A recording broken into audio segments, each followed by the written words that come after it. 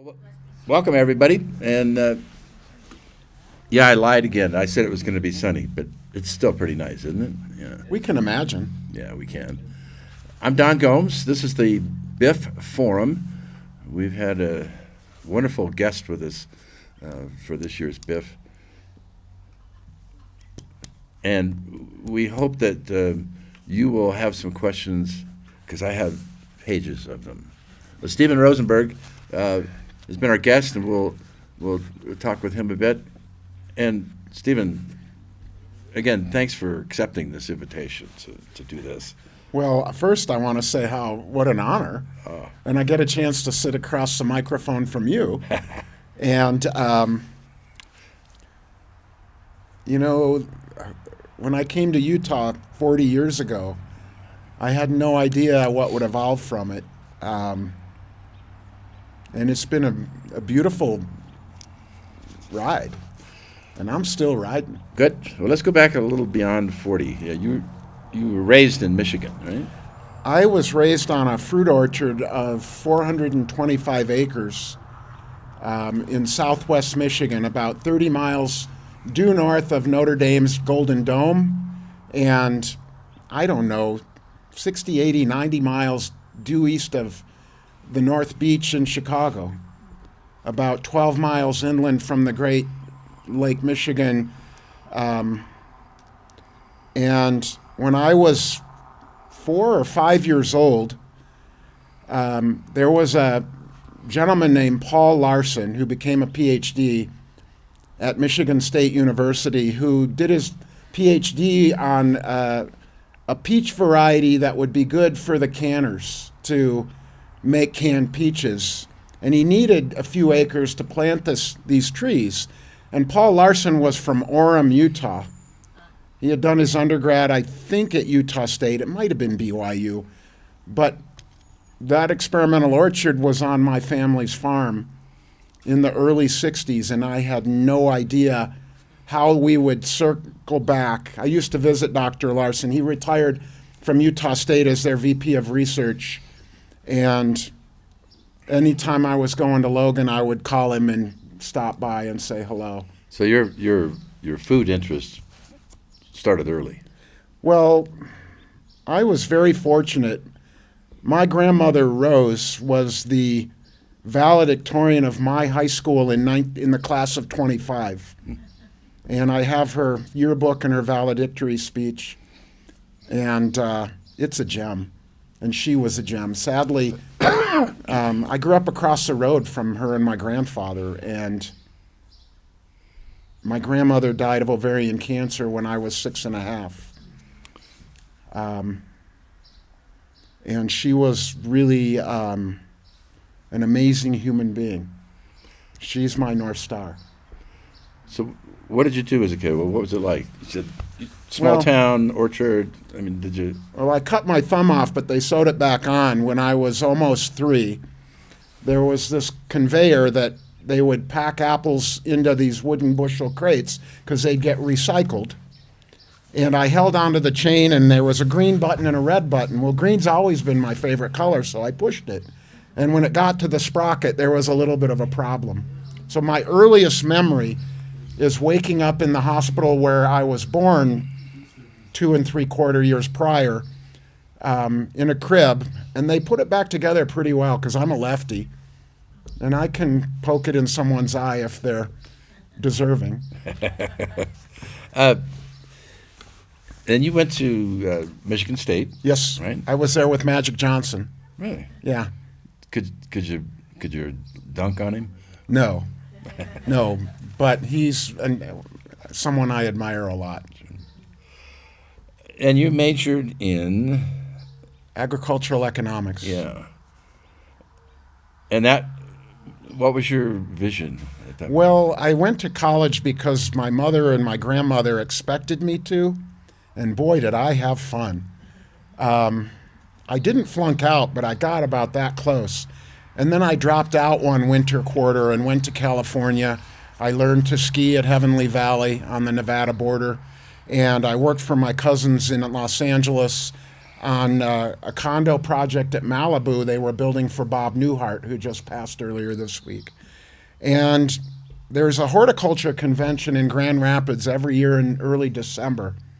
And my dad called me and said, I met Dr. Don Ricks, and he thinks there's a program that you might like called Food Systems Economics and Management.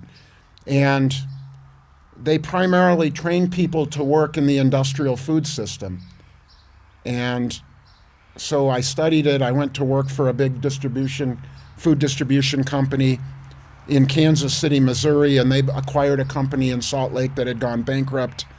And I was the first corporate hire to be sent to Utah.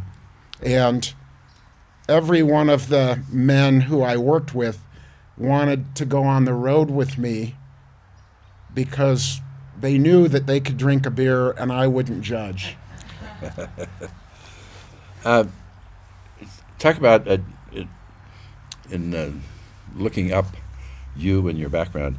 While you were in school, you founded the Food Industry Management Club? So every year in Chicago in May, there is the Food Marketing Institute convention at McCormick Place. It's this giant industrial grocery supply chain event. And because of what I was studying, we figured out that Chicago's a big union town, so they protect jobs. But we as kids could go, if the Food Marketing Institute, we kind of made a deal with them. They would pay for our hotel and put us up, and we would walk around at all of the seminars with the microphone in the audience. And it was a great relationship. And I had a couple of professors who were, looking back, they did a lot of consulting for the very corrupt industrial meat system. But they were good guys. And I was able to collaborate with them to make it's still going on at MSU. Now, at some point, you made a move and went to the Vancouver Film School. What led to that? So I had worked for this food distribution company from 83 to 86, and then I worked in Research Park for a biotech called Native Plants, Inc., founded by Michael Alder, a professor at the university, whose sole purpose was to do mining reclamation and replenish the topsoil over where the mining was with native plants, with native species. But they got caught up in the biotech thing, and they started raising money with all kinds of investment VC people, and we had this tissue culture. If you know what that is, it's cloning of plants. And they had this retail miniature rose product that I think every one cost about $16 to make, and we were selling them for $4. And and I was asked to go make a presentation to Venrock, the Rockefeller's family venture capital group, and I refused. I said, I am not going to go and lie to them. And that was in early 87, and in the fall of 87, we were doing an IPO, and of course, the bond market collapsed, and everything went south, and they pulled the IPO, and I was laid off in March of 88, and I ended up going to Miami to work for a family from South America in the fresh flower importing business because they wanted to move flowers into supermarkets. And I did that for 2 years, and then I went to the Vancouver Film School. Okay. I had worked on I had a neighbor who was a writer, director, producer. Some of you may remember Tim Nelson. And we became good friends, and he had a commercial project with an advertising agency from New York, I don't know, 85, 86, and he asked if I wanted to work on it, and it was down on Exchange Place. And I did it, and I was intrigued. And I went ahead and went to Miami. I came back. I was in like the second or third class from the Vancouver Film School. And then I came back here and worked in production. And that was 91, the fall of 91. And, you know, by mid to late 92, everybody I worked for was from LA. And they said, boy, if you lived in LA, you could work a lot for me. And I'm like, I don't want to live in LA. I was a college dropout there. I don't want to live in my car. And then I drove past what is now my store, and there was a for rent sign in the window. And I called the phone number, and it was a recording to the Domino's Pizza commissary. And I thought, And I kind of let it sit for a few weeks, and I wasn't very busy. It was winter. And then I called it again, and I met this woman who owned 26 Domino's Pizzas and the commissary in Utah, and she was from Detroit. And I could articulate a vision for what I thought I was going to put in that space. Talk about the space. I'm not sure everybody knows what which was a fruit market originally, because it's what I knew.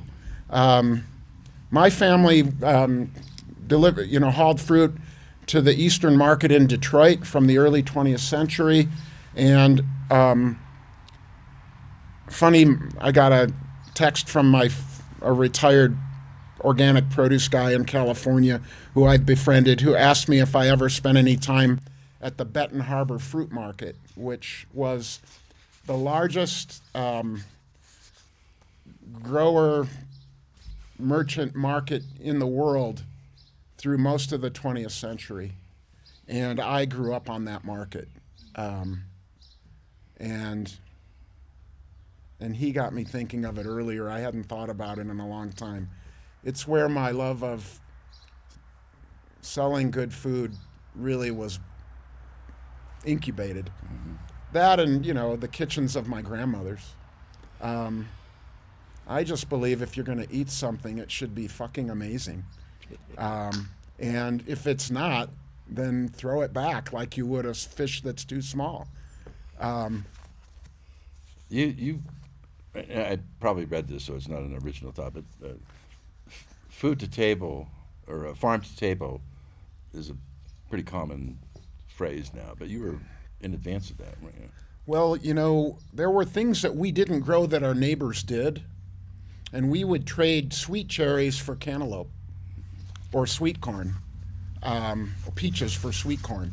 I didn't know how bad the American food system was until I had to eat in the dormitory in East Lansing. Here I am at one of the top agricultural universities in the world, and the crap they put on our plates, I wouldn't feed to people I don't like. So you're in your 32nd year now. It's going to start on the 20th of August. Okay. We're close. Okay. Yeah. Looking back, what were some pivotal moments for you to really continue, even extend and expand? So we opened on August 20th, 1993, and in October of 98, I went to a food fair in Paris, and I realized how much better offerings there were that Salt Lake didn't have. And it was October, and before Thanksgiving, I changed everything with cheese and other things, and I really embraced a philosophy of finding the very most authentic and deeply committed producers in the world I can, and bringing in their food and never settling for second or third place. If you're not at the top of the podium, I'm not interested in what you make. Thank you very much. And I've just held that all the way. I've had numerous people. The first health inspector from the Utah Department of Agriculture came to my store, walked around, said, everything looks great, but I don't know why you're doing this. You're not going to make it. And I went to the door and I just held it open. Thank you very much. I have no idea where she is now, but I'm still there and thriving. Did you ever consider adding another location or? I've been asked that question a lot. Uh-huh. In fact, Park City was always begging for us. And I said, you know what, first of all, I don't want to spend my life sitting behind the wheel. I live next to the store for the last 5 or 10 years. I would rather have one great place than a whole bunch of mediocre ones. And I think that the American dream, so there's a story of an American industrialist who goes to Mexico, and of course he gets up early in the morning and his family's asleep, and he goes down to the dock, and there are all these fishermen getting ready to go out, and he finds one who he can communicate with, and he said, "Can you catch me some fish for supper?" And the Mexican man says, "Sure, I can. Just come back here at 2:00." And they meet at the dock at 2:00, and he's got a cooler full of beautiful fish. And the American says, "You caught all those fish just this morning?" And the Mexican man said, "Yes, I did." And all these boats catch fish like this? And the Mexican man said, "Yes, they do." And the American said, "Well, you could really create quite a business here. You could run, refrigerated trucks to San Diego, and they could, And the Mexican man, "Well, then what would I do?" He said, "Well, then, from San Diego, they could fly your fish all over North America." And the Mexican man said, "Well, what would I do then?"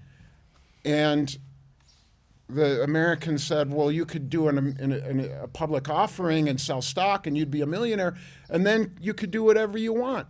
What do you want to do every day?" The Mexican man said, "I just want to go fishing. I just want to be a good merchant. I just want people to be happier when they eat what I sell them than before they ate it. It's that simple." This was a great quote, I thought, and you've received numerous awards, and we won't go through all of those, but in one write-up, it closes saying, "If Liberty Heights Fresh doesn't have it, you probably don't need it."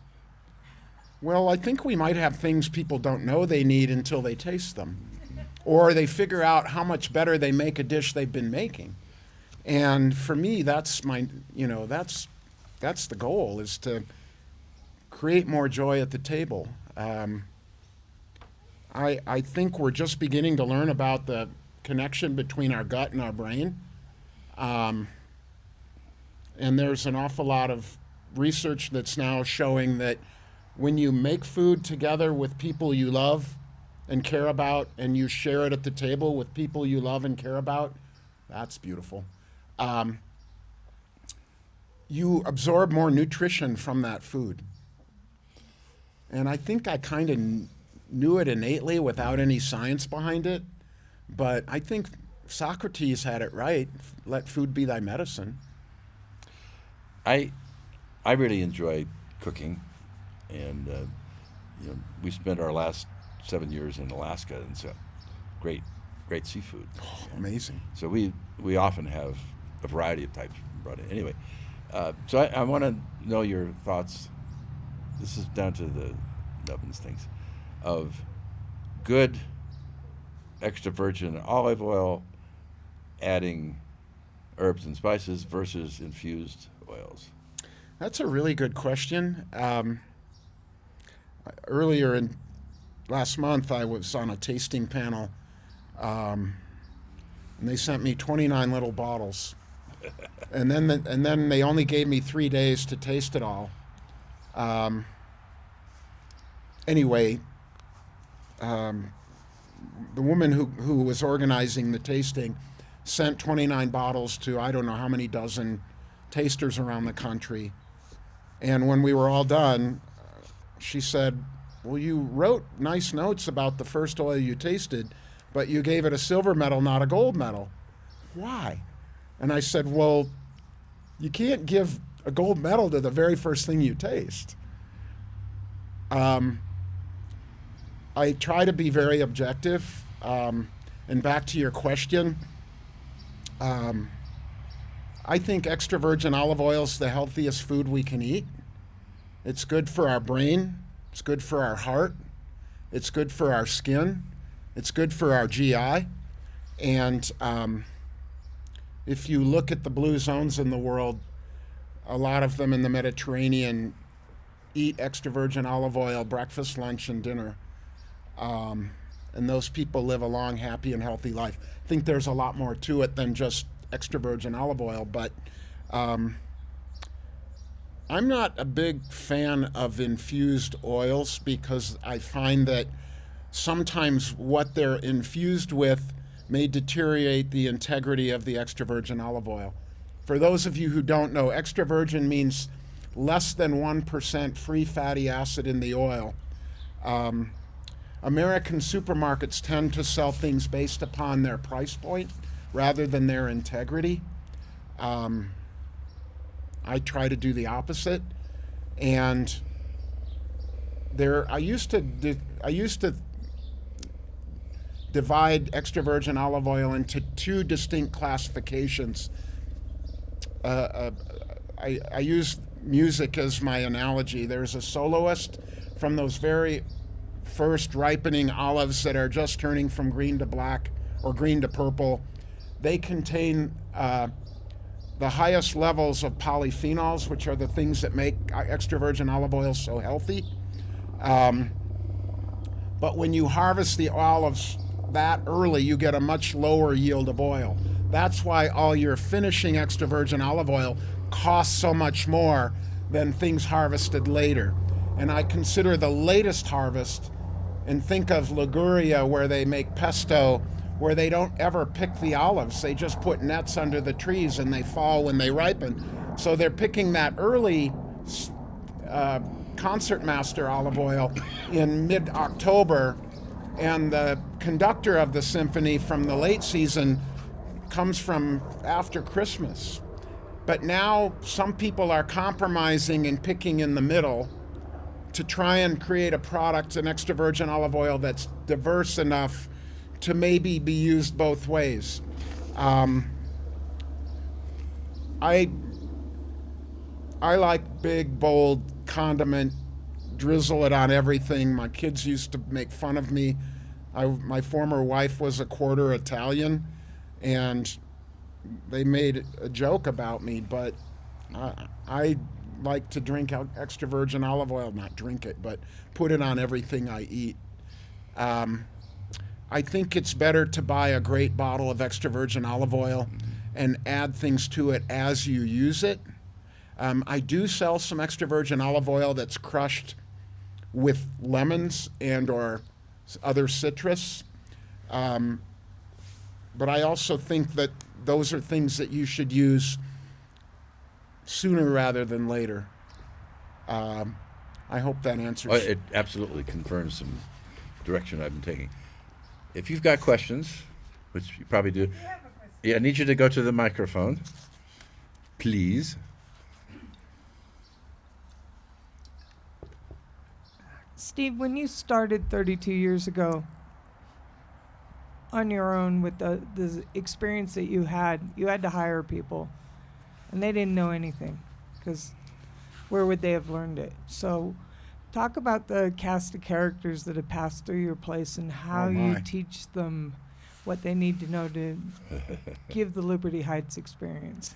That's great. In fact, this morning I texted my very first employee, Alexander Baugh, who is a biology professor at Swarthmore College in Philly, because there was a really great piece about fermented food in the BBC this morning.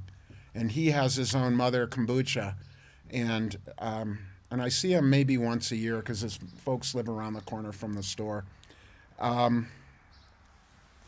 Probably the greatest gift I've had in the 32 years, Ann, has been the many relationships that still exist from people who worked in my shop. Kids who worked when they were 14, 15, 16, 18, 20, who tell me that, working at Liberty Heights Fresh changed their relationship with food for the better. But the farm I was raised on, the only time I received feedback about the tasks I was given was when I wasn't doing it right. And I learned, took me a while, but I learned that when you catch people doing things well and praise them for it, it's a shit ton better than wagging your finger, you're doing it wrong. And, you know, it's been quite an evolution from generation to generation. But there's great young people that work in my shop today that are continuously amazing me with their discovery and passion and love of good food that they didn't know they possessed when they came to work. I don't know if that answers your question. But, you know, I feel it's incumbent upon me to instill the passion for food and the caring for each guest, you know, and you get to see really quickly whether someone gets it or they don't. And when they don't get it, we give them opportunities to get it. And when they still don't get it, sometimes we part ways.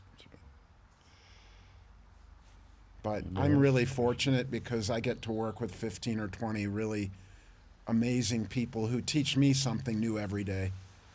And that's a gift. Steve, I don't know, how familiar are you with the orchard projects at Capitol Reef National Park, and how do you feel about what they're doing?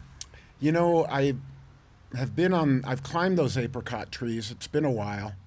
I'm deeply committed to organic agriculture. We don't sell any food in or any fresh fruits and vegetables in our store that aren't certified organically grown. I had a really wonderful friendship with Ray Allred, whose family owns Allred Orchards in Payson, and they have an apple barn in Provo across from nearby the stadium.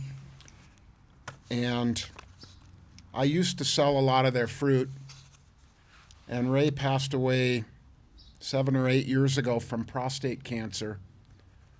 And one of the last things Ray told me was, "Stephen, we're doing it all wrong.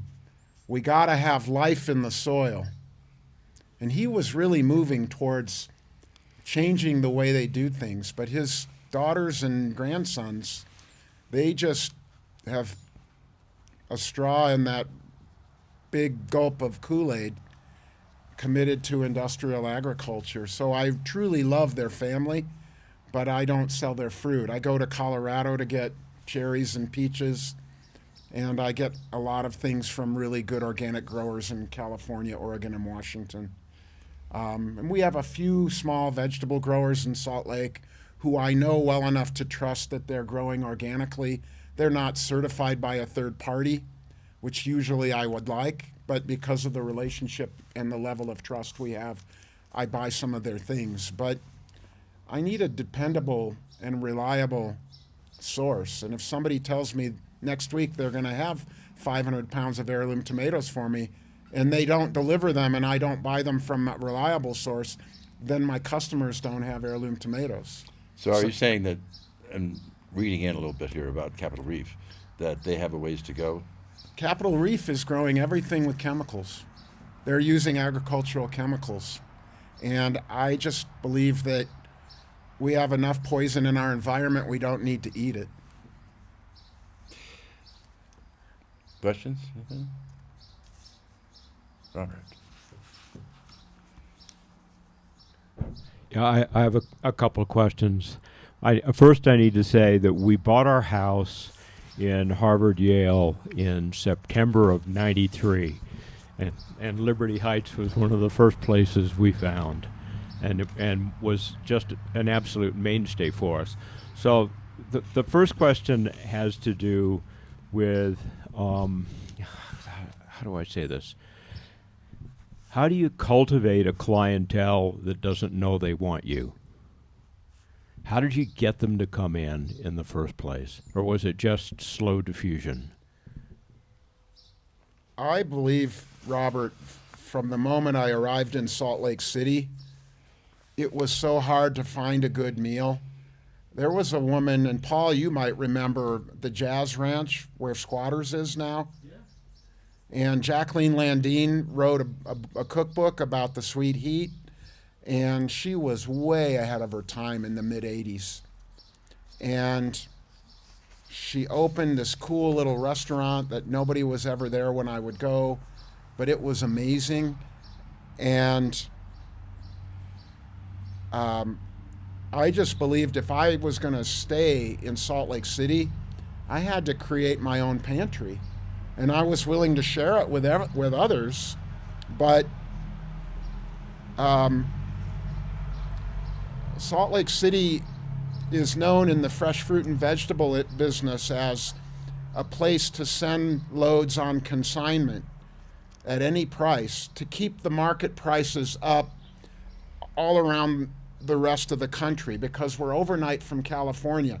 So when it gets hot and the strawberries are coming off the vine in more abundance than the market will bear, they would send 20, 30, 40 loads, 18-wheeler loads of strawberries to Salt Lake City on consignment. And that would allow those same shippers to keep, so they might get $3, $4, $5 a flat for those strawberries. But in Denver, they were getting $12 and $14. And I'm referencing prices from, the farmer to the supermarket in the 70s, 80s. Salt Lake City is, we all know the culture is thrifty, and I believe you get what you pay for. I believe in the laws of economics, and if you want something good, you need to pay more for it. Because if you pay a low price for something that's good, eventually it won't be there. The producers will go away. Back to your question, Robert, I think you hold your principles here and you never waver. And I think I was fortunate to be in that university community where there are enough people from elsewhere. I mean, my original business plan, which I never wrote down, it was always here, was to cater to people like you and Ann, who were not native Salt Lakers. I married a woman who was from Bountiful, and she was scared to death that we were going to offend the locals. And I constantly had supper table conversations where I had to defend the price being higher because the integrity of the food was higher. I won. Yes. This is a more technical question, and it actually has two parts. You're obviously not done. Hell And no. So there's more to do there, and supply chains are changing. They're becoming more expensive. I don't see that you have room for a truck, and I don't see that you own a truck. I own a van. You own a van. And I have 18-wheelers coming to my store from various vendors and or parts of the country 4 or 5 times a week that are refrigerated. And, I was married for 22 years. And if for any of you who have been married, it's not always easy. I've been flying solo for almost 10. Next week, it'll be 10 years. Hallelujah. And there was a period after my divorce, our divorce, where I thought I wanted to quit. And I did almost everything I could, not consciously, Robert, to destroy my business because I just took my eye off the ball. But it somehow persevered.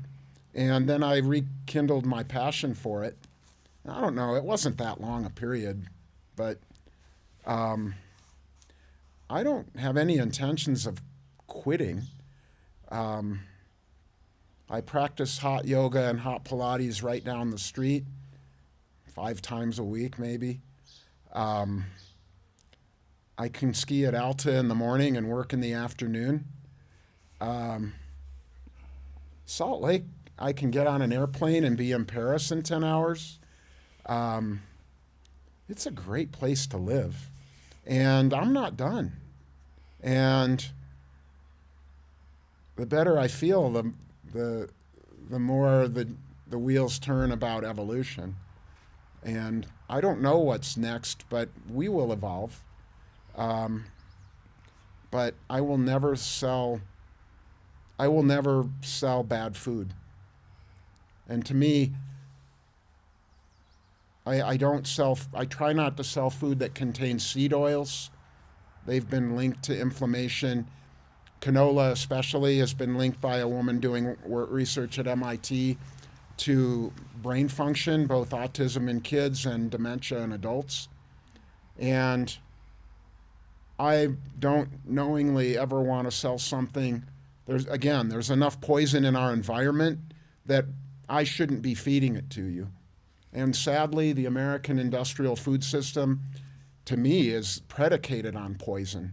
We poison the land where we grow corn and soy, which then flows into the watersheds, which then poisons the wildlife and poisons the Gulf of Mexico. And I just think it's wrong. And it's what's wrong with the capitalist nature of our food system, in my opinion. Doesn't have to be that way. And even my father, who grew fruit and vegetables conventionally, had studied enough biochem at the University of Michigan that he understood that what they say on the package, you can use a fraction of that, literally like a seventh of what they tell you to use, and it'll get the job done. So I'm not saying that's good, but less poison's better than more poison, always.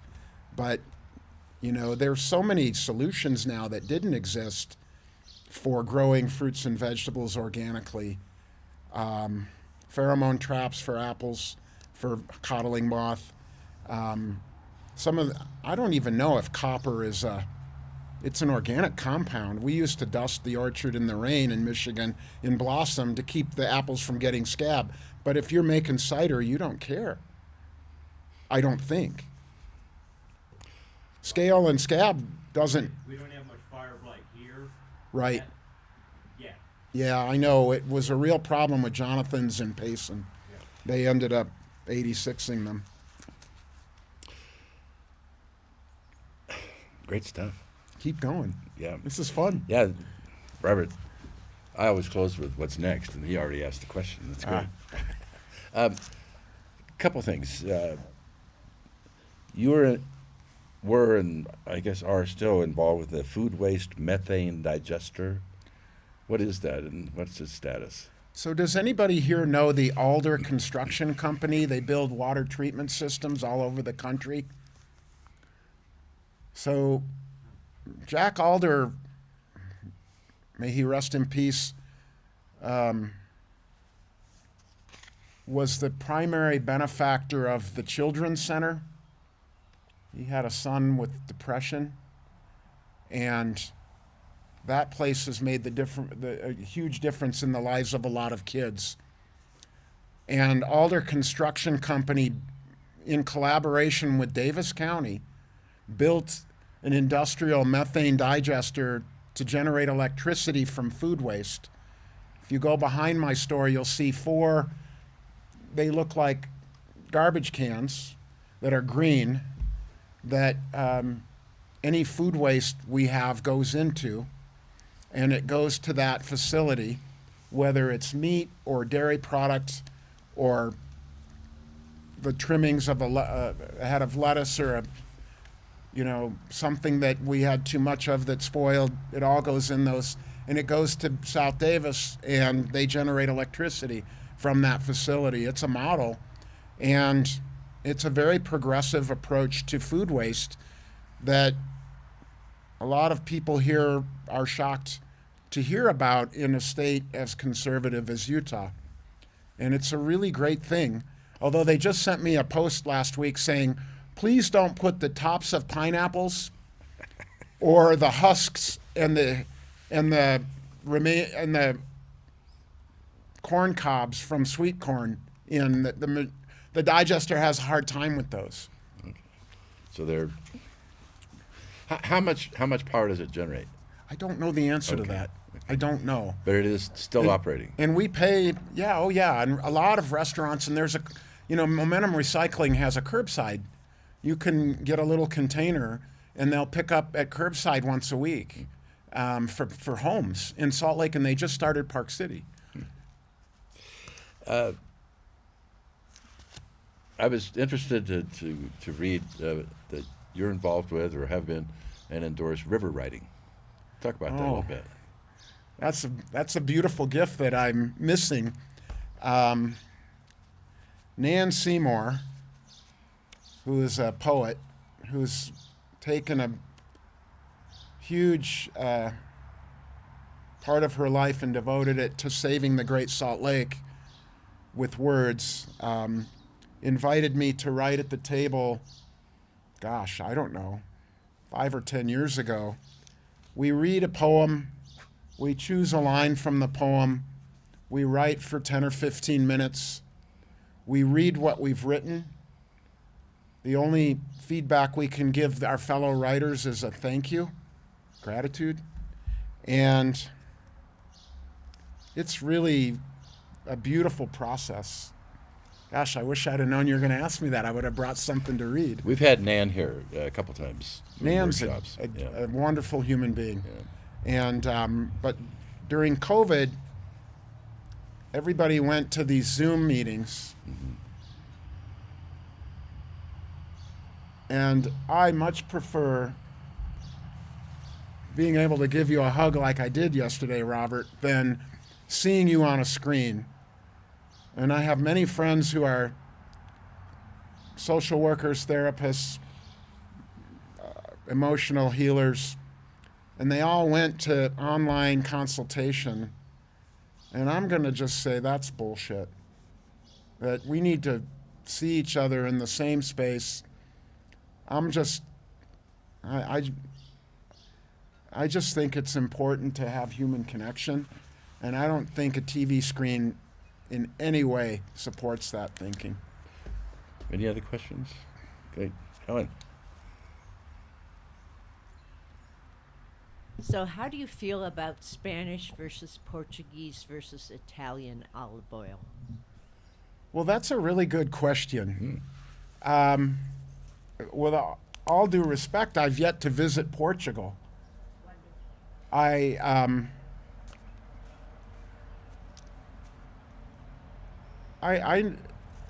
left out California. I believe that the best extra virgin olive oil in the same category with Italy and Spain, in the south of France and Turkey and Tunisia and soon Morocco, is more about the people and their commitment to doing it with the best methods. You have to pick the olives at the exact right moment. You have to get them to the mill at the exact short amount of time from the tree. You have to have the right mill and really understand how to use that investment, that capital equipment. I've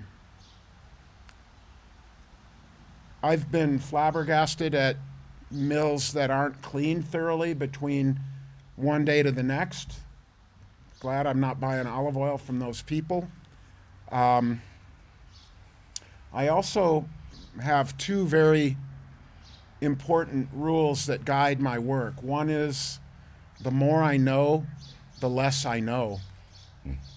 I was in Apulia in southeastern Italy 15 years ago, visiting someone who cures olives and puts things like eggplant and peppers in jars.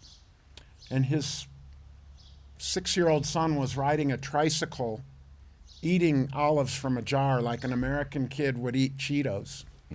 And I thought at that moment that that kid knows more about olives in his DNA than if I spent the rest of my life studying it.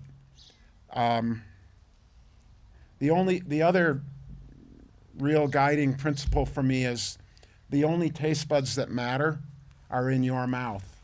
I believe we all have a very unique gut microbiome that influences our taste buds, and no two on the planet are exactly the same. No two people should eat exactly the same diet for the best health, and for me that includes physical and emotional health. And I think what we eat is far more important to our emotional well-being than what our medical profession tells us and what our medical profession knows. And it's deeply troubling to me to see the evolution of the American industrial healthcare system. And I read a statistic recently that said we used to spend 20% of our household income on what we eat, and now it's down to 14%. And just how unhealthy have we become since the early 80s? We've become really unhealthy. Processed industrial food is poison. And anyone who tries to tell you otherwise is a greedy liar. Anyone else? Did I answer? Yeah. But so they're like honey, it's very localized. Oh, yeah. Is that the same with olives then? Well, to get a distinct taste? olive oil is one of the oldest foods we know. And I have a wonderful producer from Tunisia. And Robert and Ann, I don't know if Majid came to Salt Lake when you were still there, but I think he did. It was in the aughts. We did a dinner at Maza. I don't know if you ever attended that. But I have this friend from Tunisia, and they make beautiful fruit preserves, and they make beautiful hand-rolled couscous, and they make extra virgin olive oil. And for years, they did it the old way, where they would crush the olives under a stone wheel and then put it between grass mats and use a hydraulic press. And the mats never got clean. They never got sanitary. So they were basically producing a rancid product because that's what they had and that's what they knew. In Portugal, there are communities that eat rancid olive oil because and they think it's fine because it's all they know, because they're doing it these old ways. They're evolving. But the Italians really led the way with milling olive oil or milling olives and using a centrifuge without friction to take the olive and turn it into a paste before the oil is extracted from the olive. In ways now they're doing it vertically rather than horizontally and finding a much higher integrity extra virgin olive oil from that process.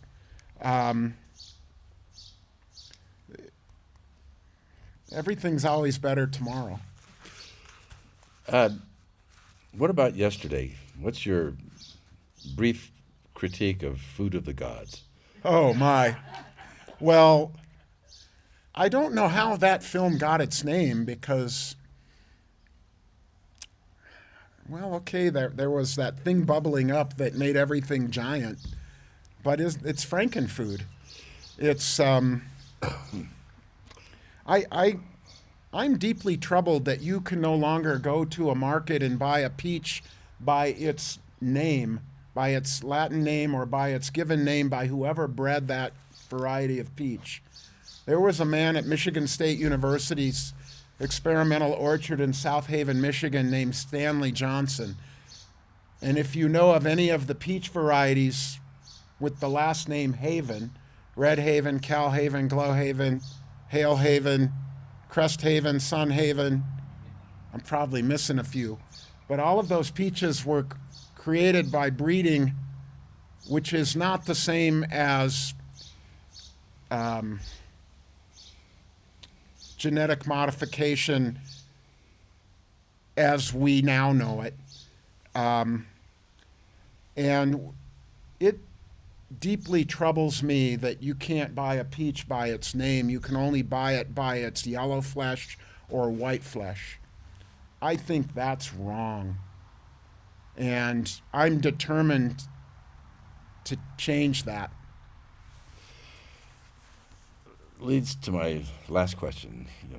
Your legacy is fairly well established in terms of who you are, what you do, what do you want it to be, and at some point you'll be out of the picture. What's the plan to continue legacy Liberty Heights Fresh? I'm not going anywhere. I'll be on Medicare later this year, but I think I'm fascinated by people who are still very cerebrally active in their 90s and past the century. Even some of them I don't like Henry Kissinger. I have to admire their intellect. And he was 102. I am not looking for an exit anytime in the next 3 to 5. I think about it from time to time, and what would I do? And life's pretty good. And But I'm what s- what I'm- is and what do you want your legacy to be? you know, I just want people to think more about what they eat. It troubles me deeply that people's outward appearance is often more important than what's inside, both their gut and their heart. I just want if I want people to think about what they eat and how it makes them feel. And I know that my journey, I'm at a place in life where if I go to a restaurant and they tell me the beef was grass-fed, I can know within an hour to 2 hours after I eat whether they told me the truth or they lied to me. And food journalism in Salt Lake City is so underwhelmingly disappointing to me that I read it and just shake my head. It's all about what it costs to go out and have a meal, not the integrity of the ingredients that the chef used to make your meal. And industrial food policy is controlled by agribusiness, and the government supports an unhealthy diet. And that wasn't the case when FDR was president. They encouraged everyone in the early and mid 20th century to grow a garden and put up what your excess harvest might be, or make good cider. And now industrial agriculture policy dictates that we eat more Fritos. And it's no wonder everybody has a foodborne illness. And the health department approach is that we wear gloves when we make your food. I think as long as we wash our hands a lot, we don't need no stinking gloves. I think we're healthier the more we come into contact with other bacteria, provided it's not food poison. And that just requires you wash your hands a lot. And I'm deeply committed to that. But when I go to eat sushi, I ask the maker to take off their gloves and to give my phone number to the health inspector if they get in trouble for it, that I requested it. And I think I'm healthier for it. Well, Stephen Rosenberg, thank you so much for being our special guest and taking time today. And you brought something to share.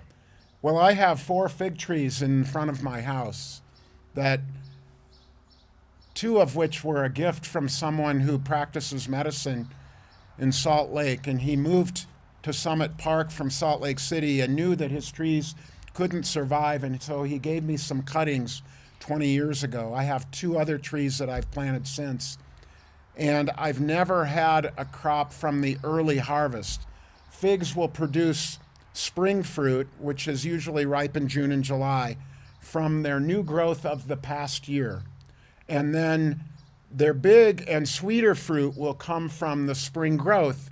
So really each growth will produce, in theory, a spring crop and a later crop. So we're going into the gap in California. We're in the gap between that spring harvest and the bigger fall harvest, which will start next month and go until frost.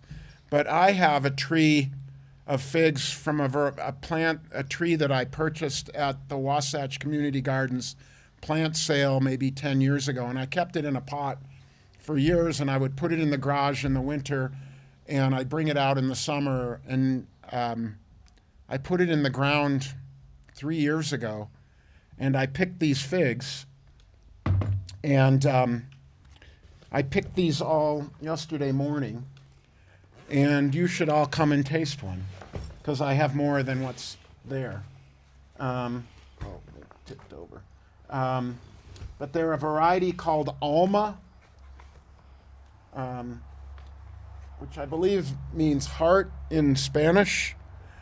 And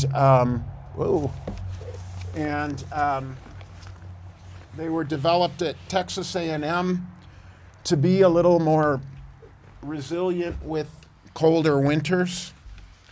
And the tree that I planted this spring was given to me by my favorite organic fig grower in Corning, California. And Bob gave it to me from the nursery at the farm about 2 years ago, 19 months ago. And I had it in a pot in the house. And all the leaves came out in February, and then we put it outside and put it in the ground in May, and all the leaves fell off, but the green buds were there, and it's leafed out, and there's little figs on it. Whether we will have a long enough season to get them where they need to be, I don't know, but it's a variety called Adriatic, and everybody knows that we get Adriatic figs at Liberty Heights Fresh in late August or early September, and they're all similar in size to these Chicago figs with a more purple cheek, and when you open them up, it's like if I blindfolded you and scooped it out and put it on toast, you would say, that's the weirdest strawberry jam I've ever had, but it's delicious. And I'm hoping this tree survives the winter, and I'm hoping that we get some figs late fall, but I'm excited. Well, Stephen, again, thank you. Everybody, come on up, have a sample. Yeah, And this was fun. good.